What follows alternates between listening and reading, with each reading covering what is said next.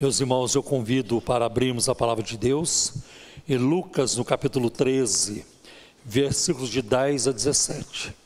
Eu não vou ler o texto agora, apenas estou indicando para vocês qual é o texto que vamos usar, mas depois eu vou expondo versículo por versículo. Parte das informações que eu vou passar para vocês, eu retirei de um livro intitulado Inimaginável: o que o nosso mundo seria sem o cristianismo, publicado pela CPAD. Então é este livro, Inimaginável. E como vocês, a hora que abrir o texto, vocês vão perceber que o texto fala da mulher encurvada que foi curada por Jesus. Então, antes de chegar no texto, eu quero fazer uma introdução. Quero passar uma informação para vocês, porque vamos ver que existe muito antagonismo contra as mulheres. Hoje a pregação vai focar muito nisso, mas eu já vou avisar vocês que não estou lançando minha candidatura a vereador ou deputado, coisa assim. Não é que eu esteja tentando ganhar o voto das mulheres, não é isso. Mas eu quero trazer-lhes a palavra de Deus e algumas coisas sobre as mulheres na Bíblia, no cristianismo e na nossa vida nos dias atuais. Quero começar falando de um pastor americano e a sua esposa, que foram para Riad, pastorear a única igreja cristã legal da Arábia Saudita. Riad é a capital da Arábia Saudita. O país, esses dados são de 1918, o país tem 27 milhões de habitantes, incluindo cerca de 1,5 milhão de cristãos. A esposa desse pastor, ela americana, ela era obrigada a usar um manto chamado abaia, um manto pesado, usado pelas mulheres no mundo muçulmano. E ela tinha que usar também o seu niqab, que é um véu que cobre o rosto e mostra só os olhos. Tá? Acho que vocês já viram isso. Eu já vi muitas vezes, até pessoalmente, por aí, vi fora do Brasil. Isso é comum quando tem muçulmanos ao redor. E ela comentou, ela fez uma reclamação. É uma sociedade machista. Somente os homens podem sentar-se à mesa, explicou. As mulheres não podem dirigir. Só homens trabalham em lojas de departamento. E não há provadores para as mulheres. Mas tem uma nota interessante, tem uma notícia que em setembro de 2017, o governo da Arábia Saudita decidiu que as mulheres poderiam dirigir automóveis. E essa autorização passou a vigorar no dia 24 de junho de 2018, quase um ano depois que eles decidiram. A Arábia Saudita era o único país no mundo que ainda proibia as mulheres de dirigir automóveis. Agora elas já podem. Essa atitude contra as mulheres, ela é muito antiga. Nós vamos encontrar dois filósofos, um chamado Celsus e o outro chamado Porfírio. O Celsus lá pelo ano 178 depois de Cristo e o Porfírio lá pelo ano 232 a 303 depois de Cristo. Eles zombavam da ressurreição de Jesus, dizendo que ela se baseava nos testemunhos confusos e contraditórios de mulheres medrosas. E ele pergunta: quem viu a ressurreição? Uma mulher histérica. E de fato, uma mulher chamada Maria Madalena foi a primeira testemunha da ressurreição de Cristo. Mulheres não eram vistas como fontes confiáveis no antigo Israel na época de Cristo. Aliás, essa primeira testemunha da ressurreição de Cristo, que foi uma mulher, eu creio que foi até uma ousadia dos evangelistas, os que escreveram os evangelhos, João e os demais, de colocar que Maria Madalena foi a primeira mulher a ver Jesus. Primeiro, que ela era mulher. Segundo, que ela havia sido liberta de 7 demônios. Então, o currículo dela não era muito bom. Mas mesmo assim, isso foi escrito, foi colocado, porque foi isso que aconteceu. Foi isso que aconteceu. Eles não estavam preocupados em serem politicamente corretos ou atender à cultura. Muitas vezes a cultura é contra a palavra de Deus. E a gente sempre fica com a palavra de Deus. Agora, as mulheres tiveram um papel primordial no ministério de Jesus, na vida de Jesus. Quando ele veio, ele enalteceu as mulheres, ele valorizou as mulheres. Sua mensagem cativou corações e mentes, reprimiu os preconceitos sociais e revolucionou o tratamento deplorável dado às mulheres. Sem a influência de Jesus, as mulheres teriam permanecido sem liberdade. A gente vai ver que a presença de mulheres na vida e no ministério de Jesus foi surpreendente para aquela época. Por exemplo, a mulher aparece na sua concepção, Maria. Depois, a Isabel, uma parenta de Maria, a mãe de João Batista, né? Sua tia, provavelmente. Depois, na apresentação do menino no templo, lá está Simeão, mas de repente aparece Ana, a profetisa, e ela começa a falar sobre Jesus. Olha, tem até uma sogra na Bíblia que foi curada, e é Pedro, hein? Pedro, acho que Pedro foi salvo, porque amou a sogra dele. Não, é uma brincadeira. Mas a sogra de Pedro foi curada por Jesus, né? Os milagres de Jesus envolveram mulheres. Por exemplo, a viúva de Naim, que teve o seu filho ressuscitado.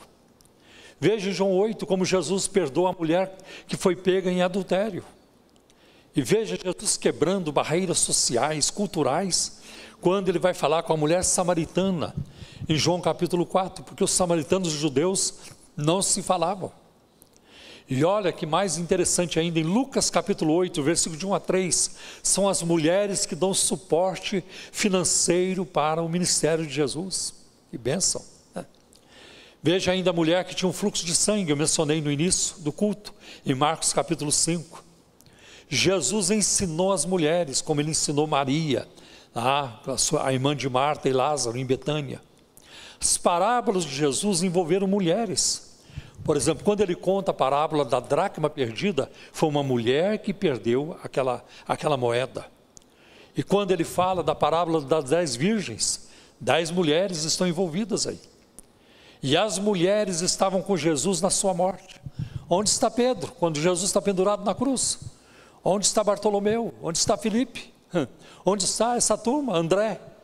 Onde estão eles? Só João estava lá, mas as mulheres estavam. As mulheres estavam lá ao pé da cruz. Havia mais mulheres do que homens na igreja primitiva. E elas ocupavam posições de honra e autoridade. Talvez a população cristã naquela época tivesse 64% de mulheres lá por volta do ano 80 depois de Cristo. Nós vamos ver em Romanos capítulo 16, versículo de 1 a 7, e depois no versículo 12, Paulo mencionando as mulheres pela liderança e pelo trabalho desenvolvido na igreja. Em Romanos 16, 1, ele fala de Febe, que era de Sencreia, e ele chama essa mulher de diaconisa. Então é uma base para termos diaconisas, né? Então nós vemos isso. Febe provavelmente foi a portadora da carta aos romanos. E ela então saiu de Corinto para ir a Roma. São cerca de 643 quilômetros. Você imagina essa mulher viajando tudo isso naquela época, com as limitações daquela época, ela levando a carta do apóstolo Paulo. Em Romanos capítulo 16, versículo 3, Paulo saúda Priscila e Áquila. Priscila é mencionada antes de Áquila, tanto aqui quanto em Atos 18, versículo 26, aí é Lucas que cita em Atos. Em Romanos capítulo 16, versículo 6, Paulo elogia Maria, ele diz que ela trabalhou muito por nós. Em Romanos 16, versículo 7, Paulo cita Andrônico e Júnia. Eles são também reconhecidos por serem notáveis entre os apóstolos, Andrônico e Júnia. Duas irmãs, talvez gêmeas, aparecem também, e Paulo fala sobre elas no versículo 12, Trifena e Trifosa. Aí, quando vocês tiverem gêmeas, está aí uma sugestão, né? Aliás, eu brincava muito com a Raquel Marconi, está sentada lá no fundo, e com a Tânia que partiu para o Senhor. Eu chamava as duas, uma é Trifena, outra é Trifosa. E os estudiosos acreditam que essas pessoas que foram mencionadas aqui em Romanos 16, todas elas eram líderes das igrejas que se encontravam nas casas, né? Em Filipenses capítulo 4, versículo 2 e 3, Paulo fala de Evódia e Síntique, que eram ministras na igreja de Filipos. Também nós vamos ver a avó e a mãe de Timóteo, a avó Lloyd e a sua mãe Eunice, que tiveram um papel preponderante na formação de Timóteo. Então, esse ensinamento foi único no mundo romano dos dias de Jesus. As mulheres, a Bíblia diz, elas devem ser honradas, amadas, cuidadas, e se necessário, seus maridos devem até morrer por elas. Amém, irmãs? Amém. Pensei que vocês iam bater palma.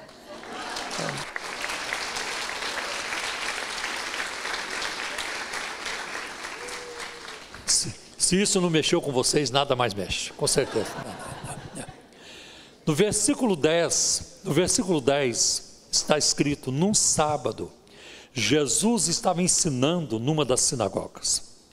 Esta é a última vez que Lucas fala de Jesus numa sinagoga.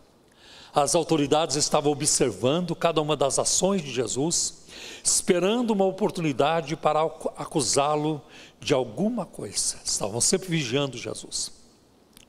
Mas essa não é a primeira vez que aparece aqui a questão do sábado.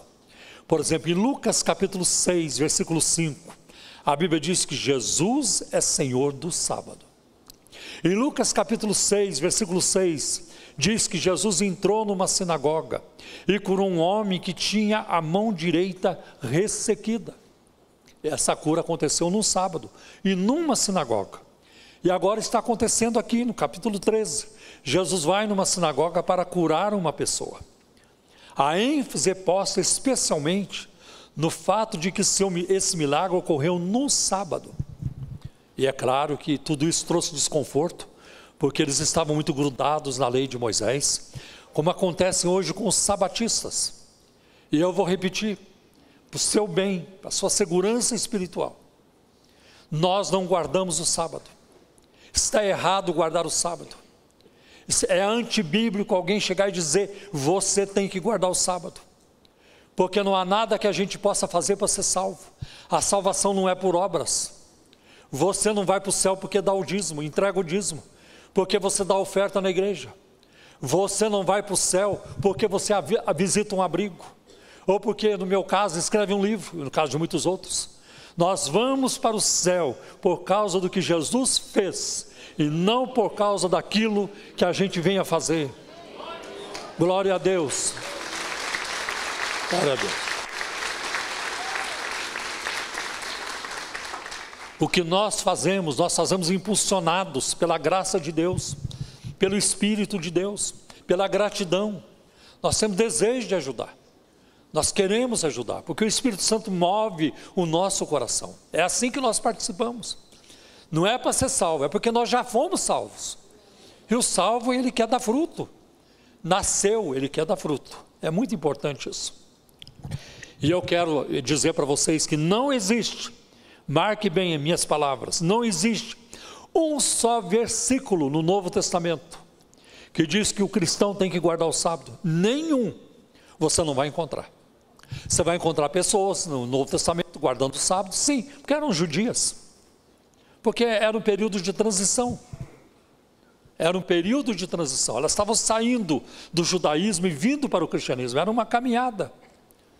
Foi um salto muito grande para Tomé, que era judeu, que cresceu na sinagoga, ouvindo o Shema Israel, Deuteronômio 6, 4 e 5, ouve Israel, o Senhor é um.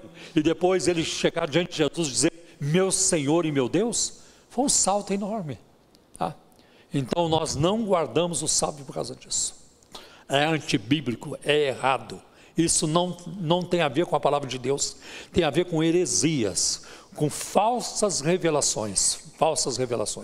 Então marque bem isso, que ninguém leve você na conversa.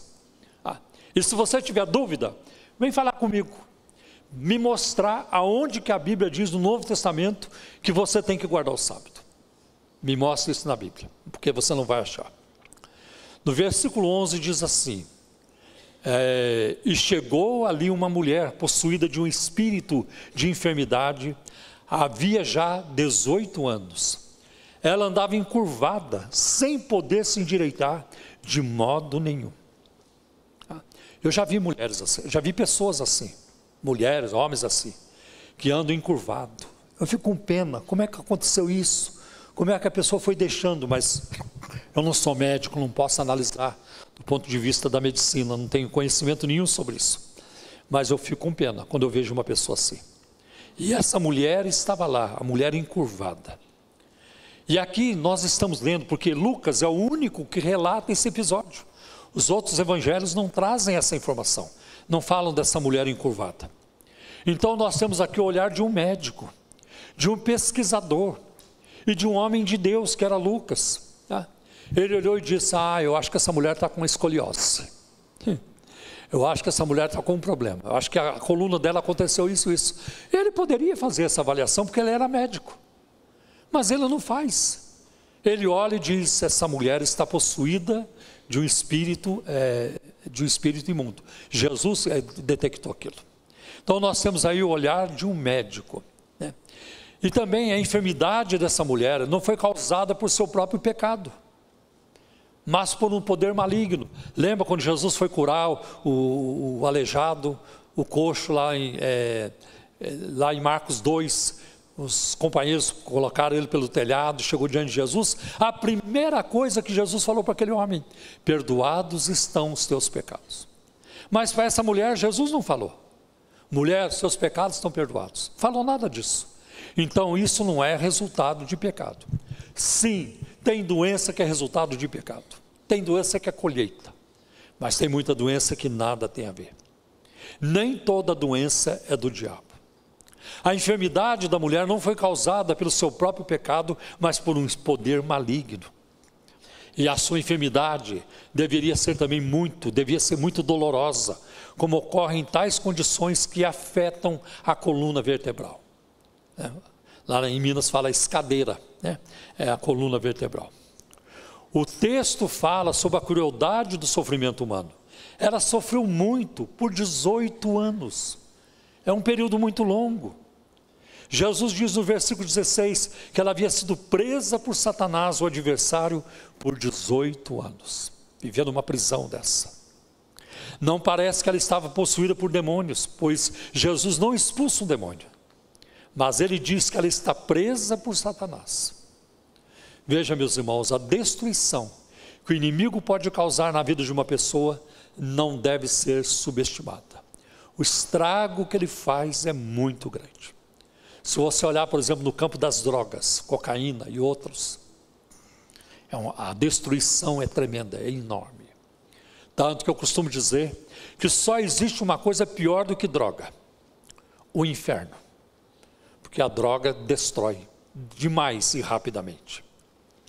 No versículo 12 lemos: ao vê-la, Jesus a chamou e lhe disse: mulher, você está livre da sua enfermidade. Mulher, você está liberta. Você foi liberta. O verbo aqui no grego é apolio. Mulher, você está livre da sua fraqueza, da sua doença. O tempo verbal perfeito fala de uma ação no passado com efeito contínuo. Mulher, você está livre e você vai continuar livre. É isso que Jesus quis dizer para ela. Mulher, você não vai mais ter isso. O inimigo nunca mais vai te aprisionar. Você está livre e vai continuar livre. As prisões que deteram você e eu, as amarras eram terríveis, eram fortes demais. Um dia Jesus entrou na nossa vida e falou para nós mais ou menos isso mesmo: eu te libertei. Se o Filho vos libertar, verdadeiramente sereis livres. E liberto nós estamos. Nunca mais eu fui para a escravidão, nunca mais. Jesus nos liberta para continuarmos livres. Você está livre, mulher. Aqui o verbo apolio não é uma palavra geralmente associada à cura.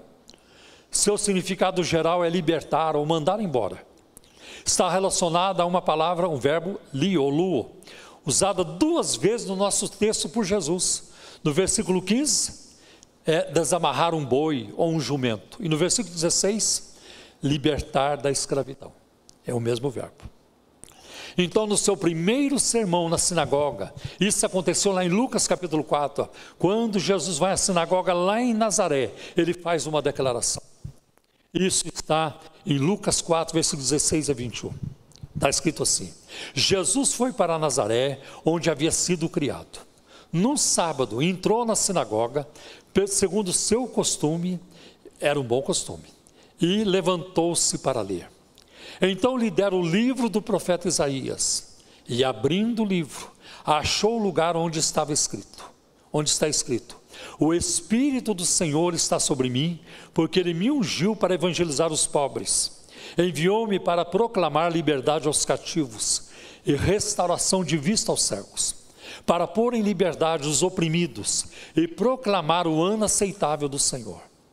Tendo fechado o livro, Jesus o devolveu ao assistente e sentou-se. Todos na sinagoga tinham os olhos fixos nele.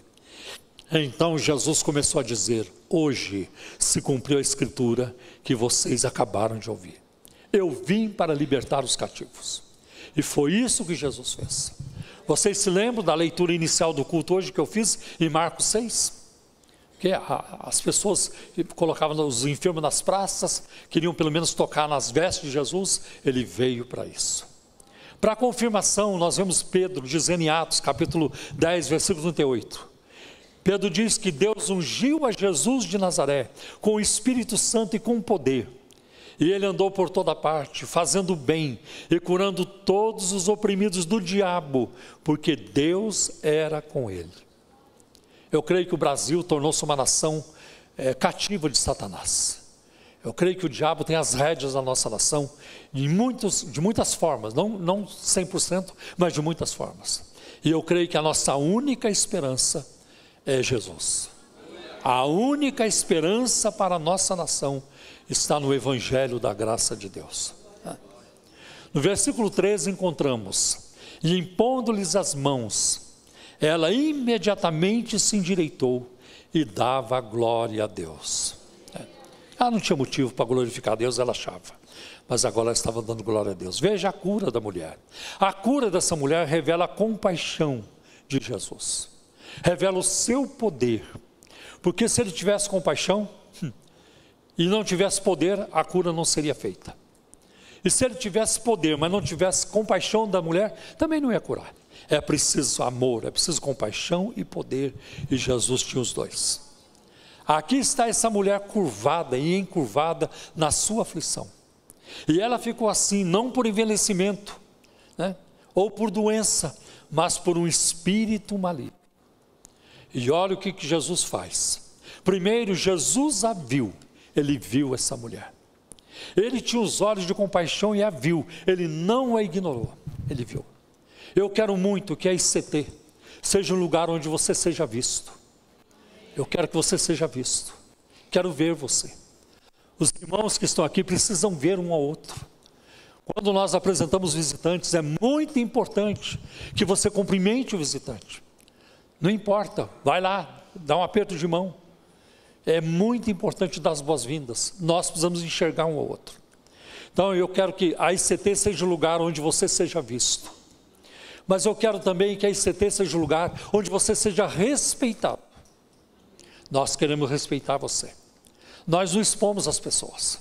Se Deus mostrar para mim um de vocês aqui, aquele irmão lá com a camisa verde, camiseta verde, o Espírito Santo está me mostrando que ele está em pecado, assim, eu não vou fazer isso no púlpito. Eu vou fazer isso fora, entre eu e esse irmão. Irmão, isso faz sentido para você? É dessa forma. Nós não expomos as pessoas. As pessoas precisam se sentir seguras quando elas vêm à igreja, com a certeza de que não serão expostas, não passarão por constrangimento. Nós não queremos isso. Também eu quero muito que a ICT seja o lugar onde você seja amado. As pessoas precisam ser vistas, as pessoas precisam ser respeitadas e as pessoas precisam ser amadas. Mas eu gostaria também, e quero muito que a ICT seja um lugar onde você possa funcionar, dar fruto, onde você possa se envolver e trabalhar na obra de Deus. Então Jesus a viu, mas ele não parou aí. Jesus a chamou. Vem mulher, vem para cá. Imagina a dificuldade daquela mulher Mal conseguia olhar, talvez nem mal conseguia olhar no rosto de Jesus, e ela chegou. Ela chegou. Jesus trouxe-a para si, e Jesus falou com ela. Não porque ela é rica, não porque ela ia dar um dízimo muito grande para o ministério de Jesus, não porque ela ia entregar para ele alguma casa, algum bem muito caro, não. Eu acho que ela não tinha essas coisas, mas Jesus a valorizou. E é isso que nós precisamos, é isso que eu quero na igreja cristã da Trindade, que você seja valorizado, que você seja valorizado. Então no versículo 13, ele impôs as mãos sobre ela, ele a tocou. Como é bom isso, ele a tocou. E aí diz que imediatamente, ali fala que ela imediatamente se endireitou. Foi uma cura rápida, Jesus não ficou lá insistindo, a cura foi muito rápida.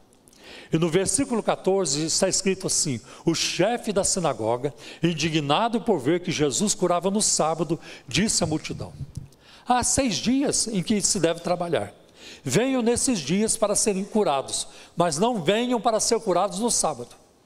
Não queremos cura no sábado. Você já imaginou? O poder do reino de Deus se manifesta no meio deles. E como eles reagem? Com indignação. Isso não pode, isso está errado, que coisa triste, isso eu não aceito, não concordo com isso, nós não concordamos. Está parecendo o irmão do filho pródigo, quando ele voltou para casa, o pai preparou uma festa, o irmão dele mais velho estava no campo, quando chegou que o irmão voltou, o pai preparou uma festa, nem queria entrar, ficou indignado, e aqui está indignado de novo. Que coisa triste, a pessoa ficar indignada com a bênção dos outros, ficar indignado porque alguém ganhou um bom dinheiro, porque alguém fez um bom negócio, porque alguém recebeu uma promoção, porque alguém fez isso, aquilo, e você fica indignado. Eu quero me alegrar, eu quero alegrar com os que alegram. Interessante que ele não se dirige a Jesus, ele tem receio, mas ele se dirige à multidão.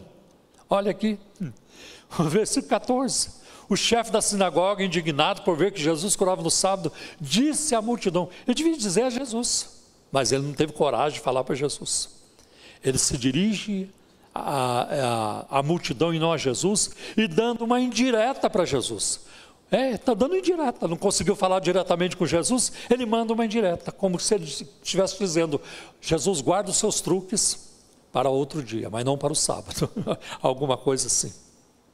No versículo 15, porém o Senhor lhe respondeu, hipócritas, cada um de vocês não desprende da manjedoura no sábado o seu boi ou seu jumento para levá-lo a beber, e a lei de Moisés permitia isso.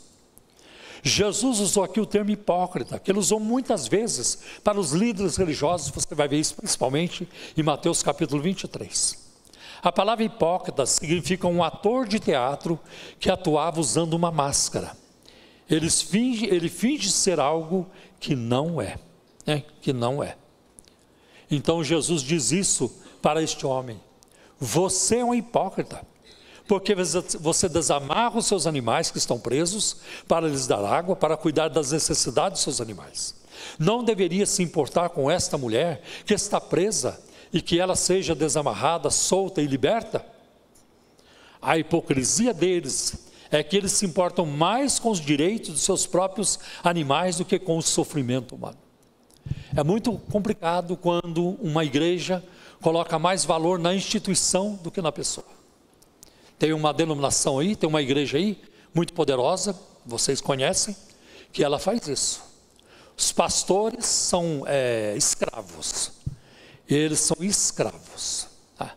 E se um dia eles não puderem funcionar, esquece, a instituição é mais importante que a vida dos pastores. As pessoas são fonte de renda. Se elas deram um bom dinheiro para a igreja, elas passam a ser vistas, visíveis, tornam-se visíveis e passam a ser consideradas. Se não, é uma estatística. Eles não dão valor nenhum. É isso que Jesus condena. Vidas são importantes, qualquer vida é importante, qualquer pessoa é importante, porque é feita a imagem de Deus. Então, lamentavelmente, isso tem acontecido. Quando a instituição se torna mais importante, quando o sistema se torna mais importante, quando usos e costumes se tornam mais importantes do que vidas, como eu vivi nisso, eu saí disso, mas eu convivi um bom tempo nisso. Não, irmão, a roupa, o cabelo, os brincos e tanta coisa, preferiam deixar a pessoa de fora, aqui não pode entrar, desse jeito você não entra, por causa de questúnculas, por causa de detalhes que não tem nada a ver, mas era assim que essa turma faz, e alguns fazem ainda, continuam fazendo até hoje, e Jesus está condenando isso aqui. Olha a lei, olha isso, aquilo, olha a religião, o rito é mais importante. Não é. O mais importante é o ser humano, feito à imagem e semelhança de Deus. Eles estavam perdendo a obra de Deus, eles estavam perdendo o reino de Deus. Na verdade, o próprio rei que estava ali, eles estavam perdendo o rei, e o rei estava no meio deles. Isso é um problema de cegueira espiritual. As pessoas estavam envolvidas na religião, mas não viam a realidade espiritual, não viam Jesus. É muito triste isso. Tem muita gente que frequenta a igreja esperando ser consagrado a pastor. Quando é que eu vou ter um cargo? Quando é que eu vou ser reconhecido? Quando é que alguém vai me dar valor nessa igreja? Não é esse o caminho. Se você pensa assim, se você age assim, você não se encontrou com Jesus ainda. Porque quem se encontra com Cristo não precisa de cargo. Eu fugi de cargo por vários anos, eu não queria cargo nenhum. Eu queria estar na rua, eu queria estar na vigília, eu queria estar no evangelismo, eu queria estar na praça fazendo culto ar livre. O meu coração estava lá. Aí o pastor me chamava: Paulo, precisamos de um obreiro em tal lugar. Ih, pastor, me deixa assim. Quando eu sabia que haveria consagração de obreiros no culto, eu não ia no culto. Eu não ia, vai ter consagração, porque eu sabia que eles queriam me ordenar para alguma coisa. Eu falei: eu não ia, eu não quero. Porque eu não procurava isso. Sabe por quê? Porque não existe mais nada, ninguém mais importante do que Jesus na nossa vida. Do que Jesus.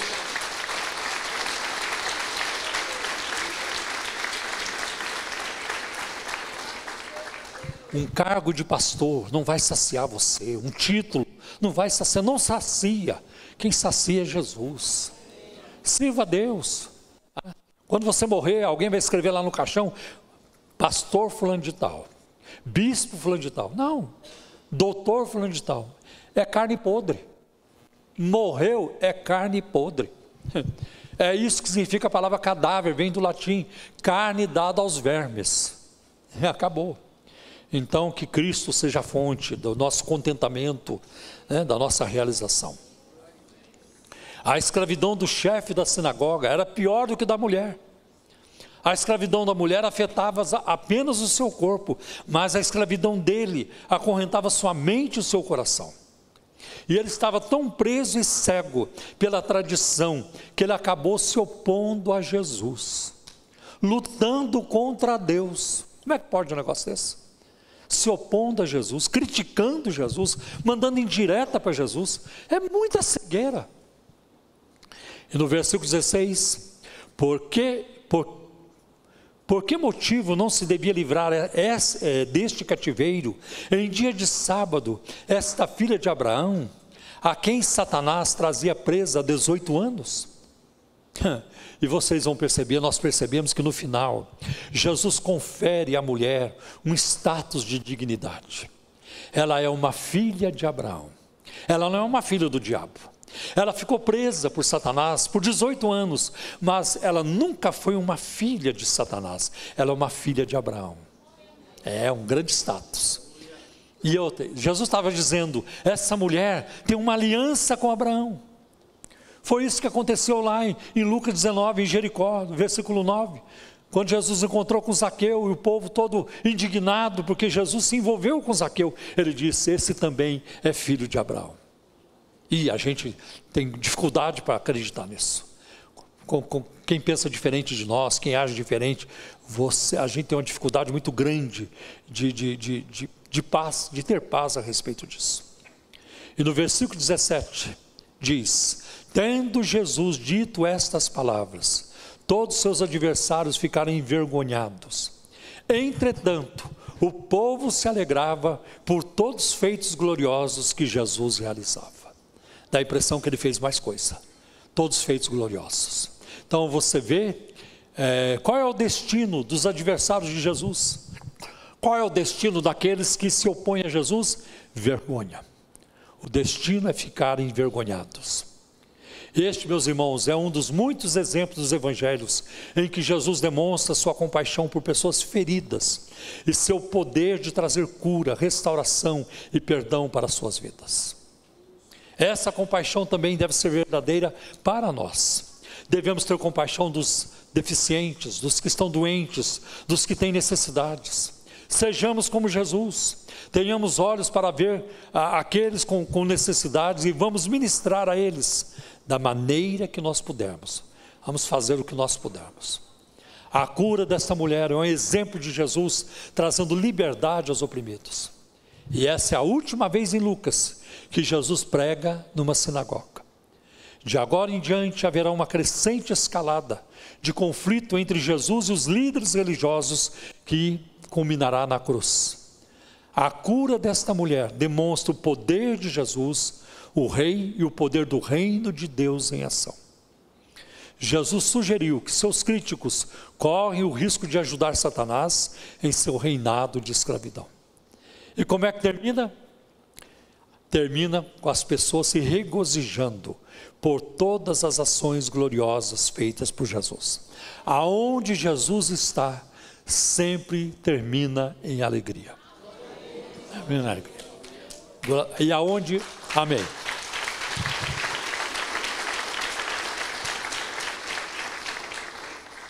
O que escraviza o povo hoje são muitas coisas: medo, depressão, solidão, drogas, pornografia, adultério, aventuras sexuais, alcoolismo, medo, ódio, muita coisa. Tem muita coisa que escraviza o povo hoje. Como poderão ser libertos dessa escravidão? Por Jesus. Jesus liberta completamente. E como é que Jesus está envolvido no processo de libertação deles? Até o pescoço. Jesus está totalmente envolvido. Então, se você precisa, se alguém na sua família precisa, coloque Jesus na situação. E as bênçãos de Deus irão cair com toda certeza e haverá muita alegria. Amém, meus irmãos.